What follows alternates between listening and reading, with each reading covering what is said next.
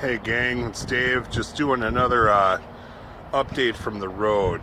I'm down in Worthington, Minnesota, and be taking a load tomorrow out of here, going to Minot, North Dakota. Looking at a pretty beautiful sunset. I don't know if you can capture that back there, but it's pretty nice. I also want to show, really, this interstate here is I-90.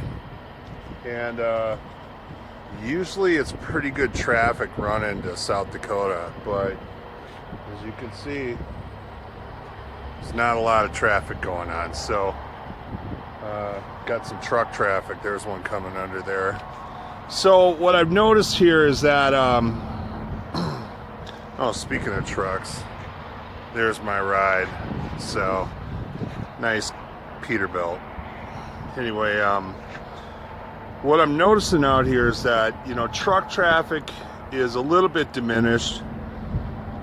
And I don't know, I think it's because, there are essential transporters, but they're only going to haul what is available to haul. And if other factories and businesses are, distributors or whatever, are out of supply because they're shut down and they're out of supply, then trucks that are normally hauling that, those loads they no longer exist. So these trucks have nothing else to do, so they're not on the road. Now there is still some pretty good truck traffic down here. It doesn't show as much, but you can see out over here, there's some trucks over on the side here. We got some other ones parked here in Worthington. It's not a real busy place down here though. But that highway normally is fairly busy. People going into South Dakota. So anyway, that would explain some of the diminished truck traffic, but there is really minimal road, car traffic. And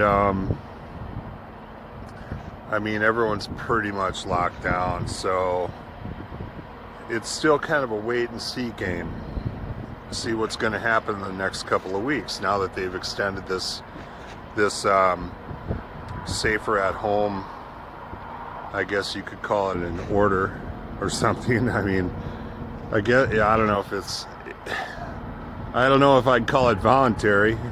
They're trying to make it look voluntary, but I don't know that I would call it that. But anyway, so, I had a thought, and I'm going to get into some communication stuff like I promised, but I had a thought regarding a lot of the military deployment that people have seen throughout the country.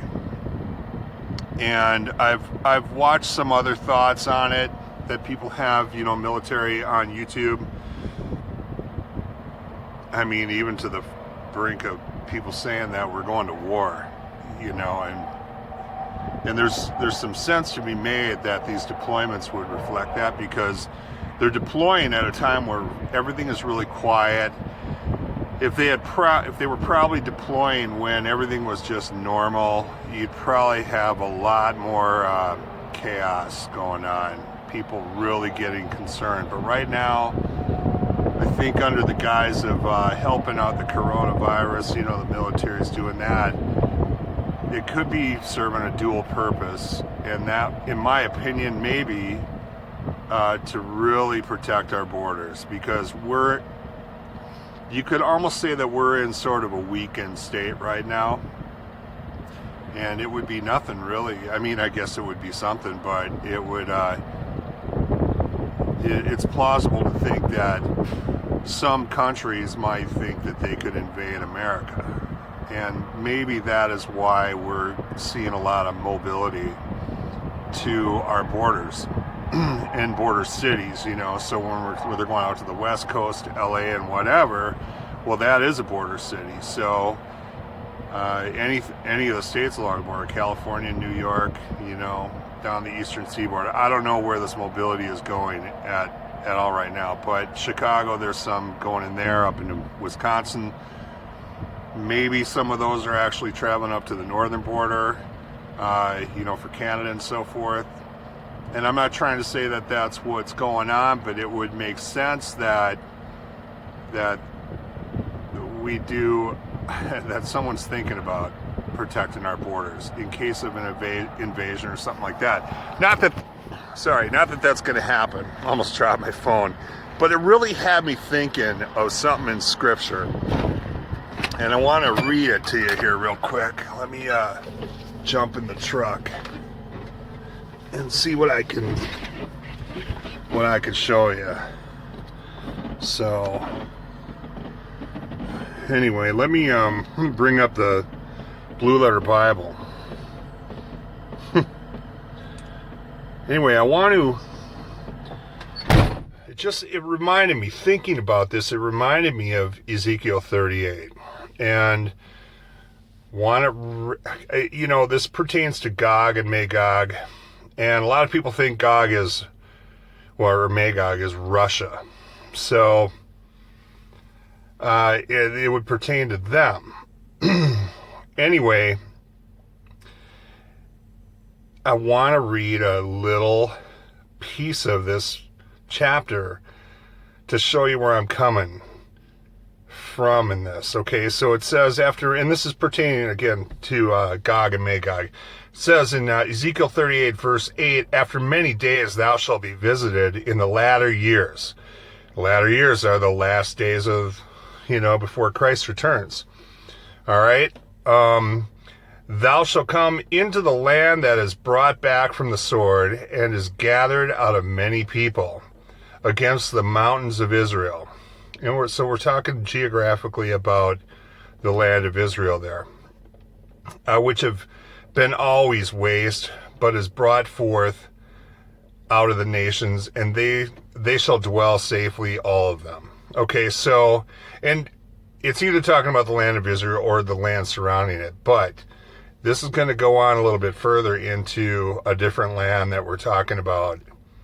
And we'll just keep on reading. Thou shalt ascend and come like a storm. Thou shalt be like a cloud to cover the land, thou and all thy bands and many people with thee. Thus saith the Lord God, it shall also come to pass at the same time, and that would be the latter days, right? Shall things come into thy mind, and thou shalt think an evil thought. And in verse 11 it says, and thou shalt say, I will go up to the land of unwalled villages. I will go to them that are at rest, that dwell safely, all of them dwelling without walls and having neither bars nor gates. Now, who do you think that is? Because we're in the latter days right now. If we are in the latter days, this sounds a lot like America. I personally think it is America. And we do dwell safely, and certainly we are at rest right now. We think we're all, look at the narrative that we have here. We need to be safer at home, and we're all at rest, So, anyway, it goes on here, having neither bars nor gates, to take a spoil and to take a prey, to turn thine hand upon the desolate places that are now inhabited, and upon the people that are gathered out of the nations, which have gotten cattle and goods, that dwell in the midst of the land. Okay, so what is America made up of? It's made up of people that came out of every nation. It's what you hear the term, a melting pot. So I personally think this land of unwalled villages is America. And if this is talking about Russia, it would be talking about some sort of invasion. Now, I'm not going to read the rest here. You can read it. It's Ezekiel chapter 38.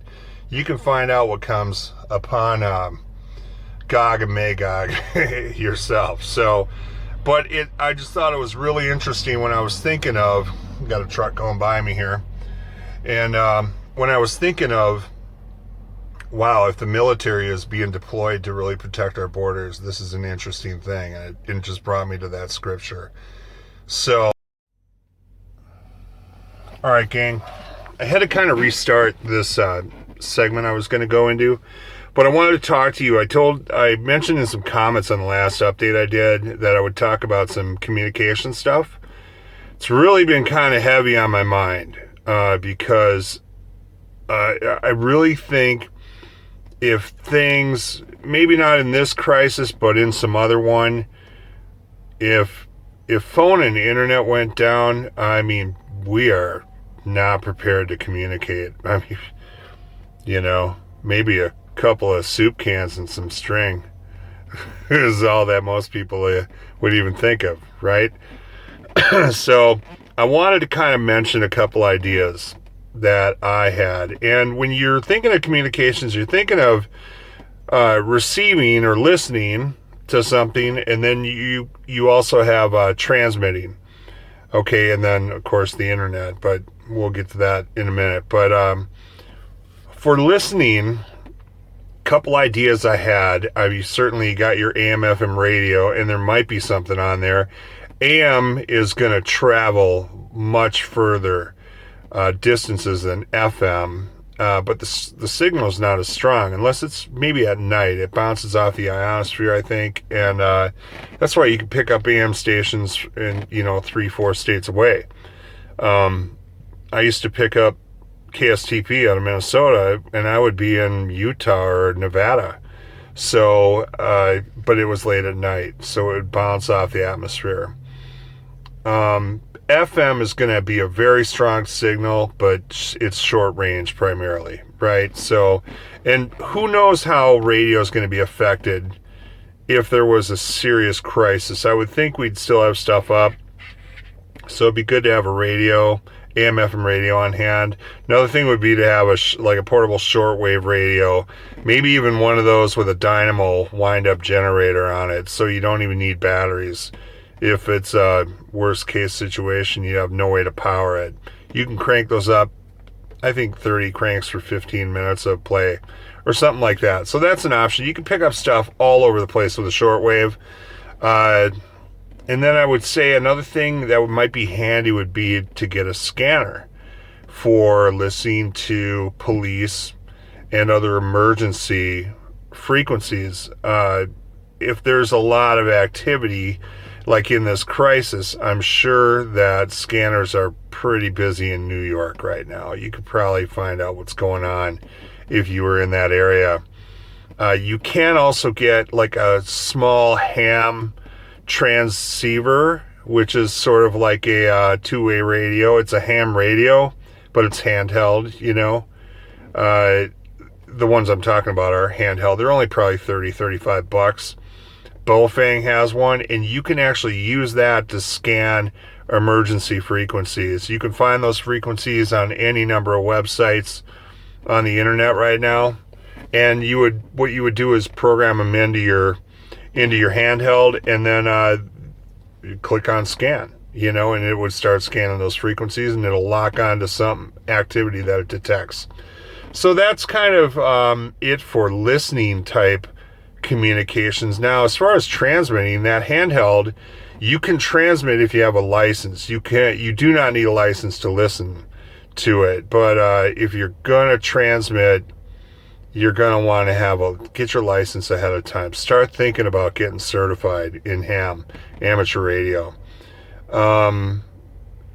If you get caught transmitting on a restricted frequency, like ham would be, and I don't know the frequencies offhand, right? But it's a pretty heavy duty fine, and like up to $10,000 plus jail time. So you don't want to really get caught doing that. If it's an emergency situation, I think they would probably make exceptions, but if you can get certified, that'd be better. Okay, so ham is one thing. Another thing is like CB, Citizens Band Radio. You can get a CB for $100 brand new. You can get a $100 base antenna to go with it, and 40, 50 feet of cable, coax for the antenna. So you can run that antenna up on your roof, and that thing should be able to transmit and receive quite a ways, a lot more than a regular truck radio, because the antenna is bigger. There's a dB gain that goes with it, and it really amplifies your output, and I think also your receive. But you can actually reach out maybe 15-20 miles with them if you have it set up like that. So CB is a good option. You don't need a license for that. you can just talk with whoever you want. And it would be great to have, if you have neighbors 10 miles away or something, a good way to communicate if communications are down. And then another thing, worst case scenario, a set of walkie-talkies, little handheld things you get at Walmart or Cabela's or whatever. Cabela's are going to be a higher wattage. Probably they'll get out a little bit further, but even the little cheap walkie-talkies might have a mile or two range. You could give, share them across a couple of neighbors and communicate with each other if times were tough and so forth. And so that'd be a good investment. They're pretty cheap. So you can get a set of two of them for $50-$60 probably. So anyway, and then the last thing is going to be like internet-based communications. Now, I mentioned that if phone and internet goes down, what are you going to do? But it is my opinion that it won't be the internet itself that will go down in a crisis like this. It will be the World Wide Web. The difference is the internet is just a bunch of network computers, computers that are networked together. And they do communicate. But the World Wide Web is websites. It's a web of websites hosted on all these interconnected computers. So the way they communicate is through, the way they resolve. Like if you want to go to a website for a domain name like yahoo.com, that domain name is tied to an IP address, and the server on that IP address will interpret yahoo.com as being one of its websites and will deliver the website to you. The problem is that you have a lot of websites sharing the same IP address, so you couldn't resolve directly to that website with just the IP address. The server on the other end that hosts that site would have to make that resolution and return the website to you. Now, if you are a web host, like you have a website that you feed information, you disseminate it to the public, and you want to keep doing that in a SHTF situation, and where the internet is compromised or the World Wide Web is compromised, you might want to consider binding your website to a static IP and configuring the web server so that that website can be retrieved just through IP. And what I mean is the internet protocol address. So it's a series of numbers. And if people know that IP and they can access that site, DNS, even if DNS is compromised, you could still deliver that site, because I think the functionality of the internet will still exist. Because the powers that be are going to want to disseminate their message to you. They're going to want to make sure it's up and running. So that would be one thing. And then if you are trying to find a website, your favorite news site or whatever, and they do have it configured for IP, or even if they don't, they just have it configured for the domain name, you can actually store in your Windows, it's called a host file on Windows, and it is really the first line of DNS lookup that your computer will do. So if you have a record for a site or many sites, records for many sites, you will never have to perform a DNS lookup to go to those sites. It will just look to the host file and direct you over there. So, and then the last thing would be like worst case scenario, alternate DNS. That's not compromised. Okay, so I have kind of reason to believe that DNS is going to be the weak point, the Achilles heel of the World Wide Web in a internet down situation. But anyway, take those tips. You got any questions, leave a comment and I can explain it more. And that's about it. I just want everyone to be able to communicate with their loved ones, their friends, family, whatever. So other than that, that's it. This is the message for the road update. You saw what the highway's doing. There's like no traffic. There goes a truck. And there's like nothing else. So that's pretty much it. Dave here signing off. Have a good one until next time. See ya.